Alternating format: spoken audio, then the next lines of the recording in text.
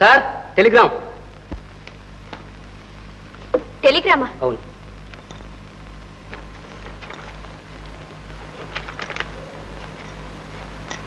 మావయ్య, మావయ్య, ఏమ్మా మీకు టెలిగ్రామ్ వచ్చింది. టెలిగ్రామ్ ఏదమ్మా చదువు.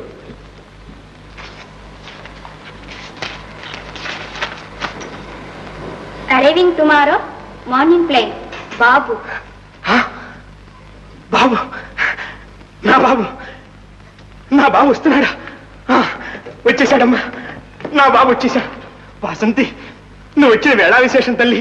నా బిడ్డ కూడా వచ్చేసాడు. మావయ్య, అమ్మా ఇక నాకు ఏ చింత లేదమ్మా, ఏ చింత లేదు. నా బిడ్డ వచ్చేస్తున్నాడు, నా బిడ్డ వచ్చేస్తున్నాడు.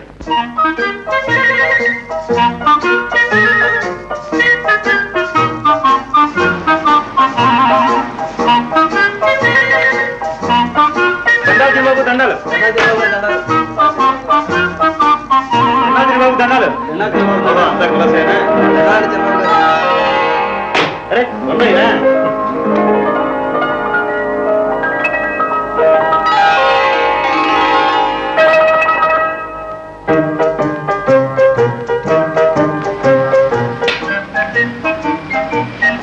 ఏమిట్రా అలా చూస్తున్నావు? ఎవరి కొత్తమ్మాయనా? ఈమె పేరు వాసంతి. వాసంతి, నేను నీకు చెప్పానే, వీడే మా అబ్బాయి. రండి.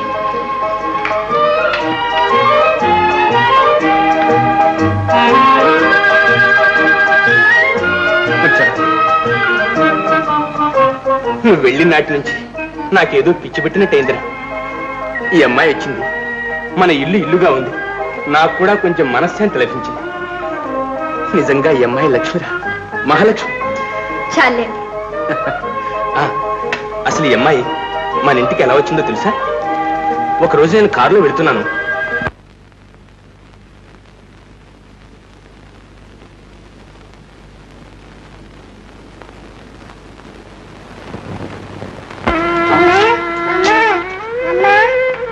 బాబు, బాబు, బాబు.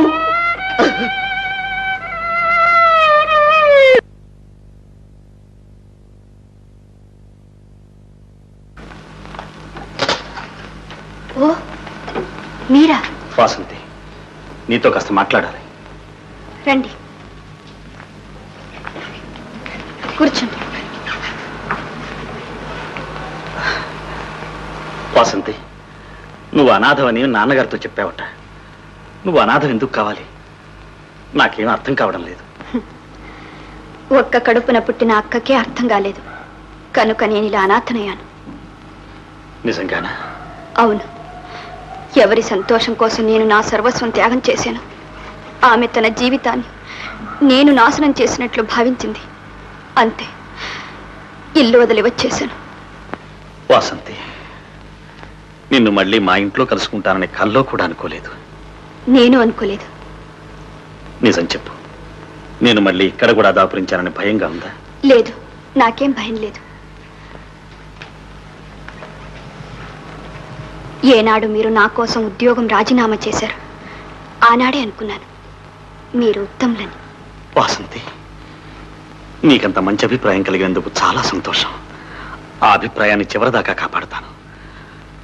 చూడు, ఈ ఇంట్లో నువ్వు సంతోషంగా స్వతంత్రంగా ఉండొచ్చు. ఇక్కడ నీ ఇష్టాన్ని కాదని ఏదీ జరగదు. ఈ మాట చెప్పడానికే ఇక్కడికి వచ్చాను. వస్తాను వాసంతి.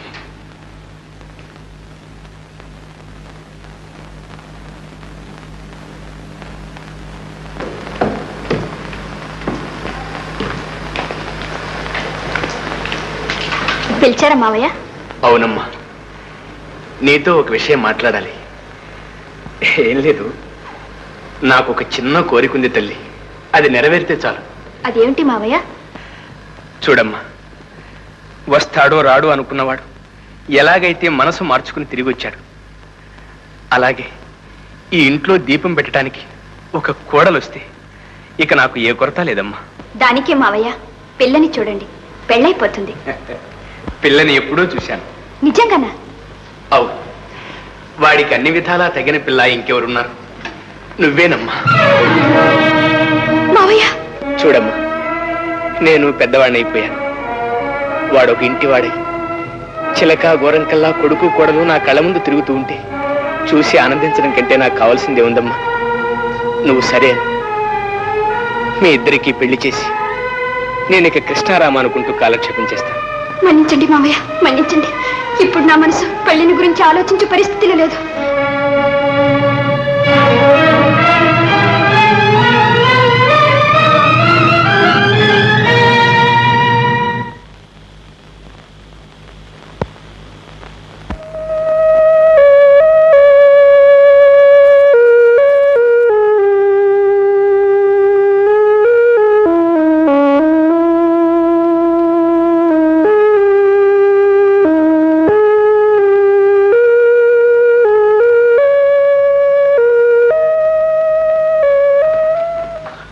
వాసంతి,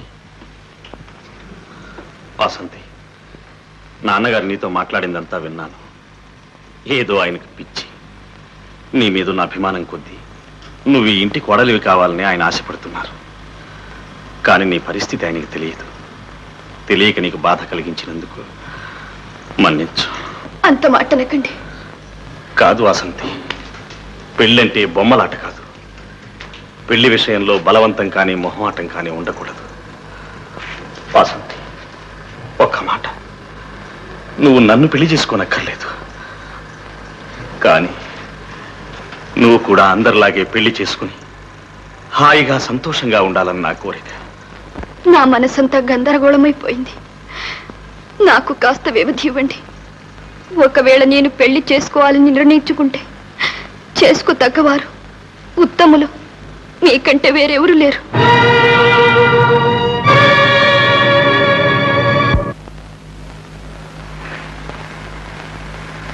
రాజా, రాజా, రాజా, రాజా, రాజా, రాజా, రాజా, రాజా, రాజా, నువ్వు నన్ను అన్యాయం చేయకురా, అన్యాయం చేయకు.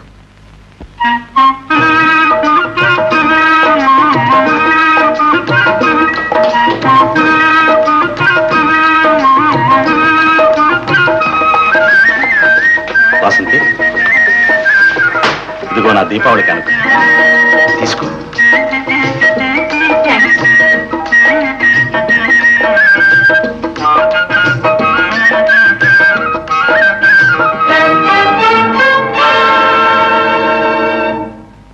వాసంతి, నీ మనసు తెలుసుకోలేక నిన్ను అనుమానించాను, అవమానించాను. నా పాపానికి ప్రాయశ్చితం లేదు. ఇప్పుడు నా సర్వస్వం నీకు అర్పించడానికి సిద్ధంగా ఉన్నాను. వెంటనే రావాల్సింది నీ సహోదరి గీత.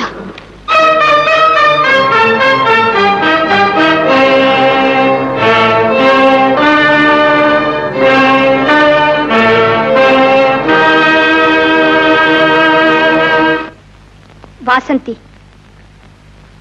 ఆలోచించు. ఆనాడు నిన్ను అనుమానపడ్డ అక్క ఈనాడు క్షమాపణ కోరుతుంది. కాని నీవు పెళ్లి కాని పిల్లగా ఉన్నంత వరకు నిన్ను మీ అక్కే కాదు, లోకమంతా అనుమానిస్తుంది. తప్పదు వాసంతి.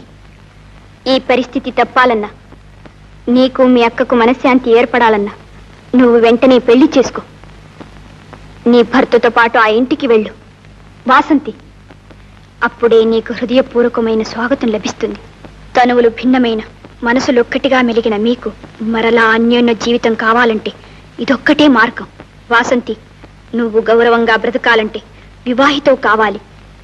ఆడదానికి జీవితంలో ఒక ఆలంబన ఉండాలి. వాసంతి, ఇక ఆలోచించుకో, వెంటనే నిర్ణయించుకో.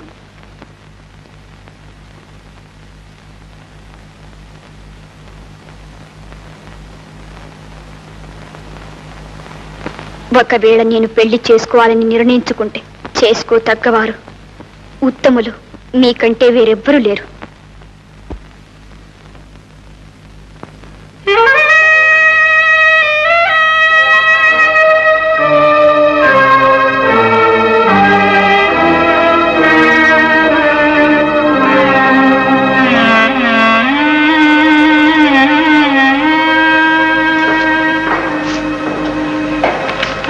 మావయ్య, ఏమ్మా?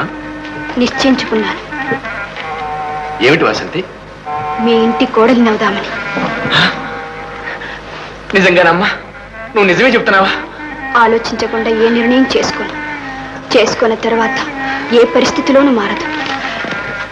చాలా సంతోషం అమ్మా, చాలా సంతోషం.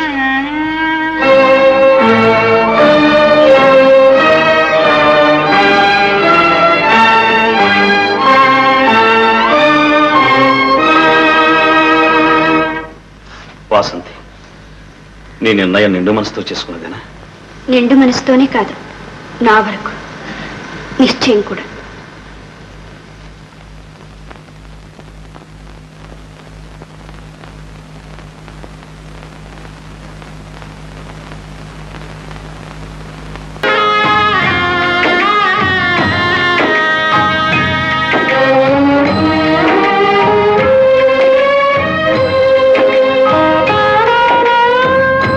అనురాగమన తానే అనిపి